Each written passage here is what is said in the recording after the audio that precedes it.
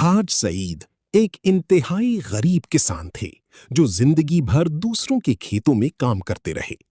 उनकी जिंदगी की वाहिद ख्वाहिश काबा को देखना थी।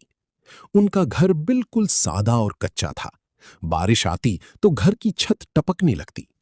उन्होंने 20 साल तक थोड़ा थोड़ा पैसा जमा किया, लेकिन जब भी रकम कुछ ज्यादा होती, घर की किसी जरूरत या बच्चों की शादी में खर्च हो।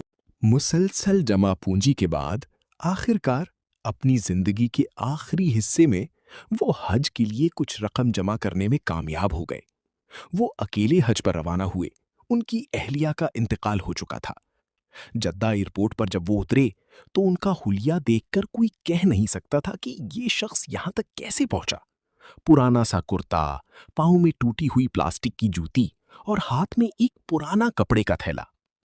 वो एयरपोर्ट पर एक कोने में बैठकर रो रही थी और बार बार कह रही थी कि ऐ अल्लाह, मैं तेरे घर आ गया, मुझे कबूल कर लेना। वो इतनी सादा थी कि उन्हें एयरपोर्ट के कागजात और रास्तों का इल्म नहीं था। वहां मौजूद एक सिक्योरिटी अफसर ने जब इस बूढ़े शख्स की सादगी और उनकी आंखों में इश्क़ इलाही देखा तो उसका दिल भर आया। वो अफसर उन्हें अपने साथ ले गया, उन्हें बेहतरीन खाना खिलाया और फिर एक ऐसी बात हुई जिसने सबको हैरान कर दिया। सऊदी अरब की एक शहजादे का वहां से गुजर हुआ। वो बैरूने मुल्क सफर पर जा रहा था।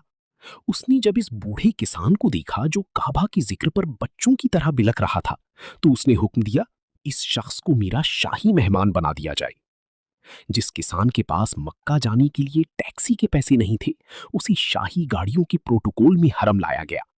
जब वो पहली बार काबा के सामने पहुंचे तो उनकी आंखों में आंसू थे और वो ज़ारो कतार रो रहे थे। तो उन्होंने सजदा किया और वहीं उनकी रूह कब्ज हो गई। वो अपनी जिंदगी की सबसे बड़ी तमन्ना पूरी करके अपने रब के पास चले।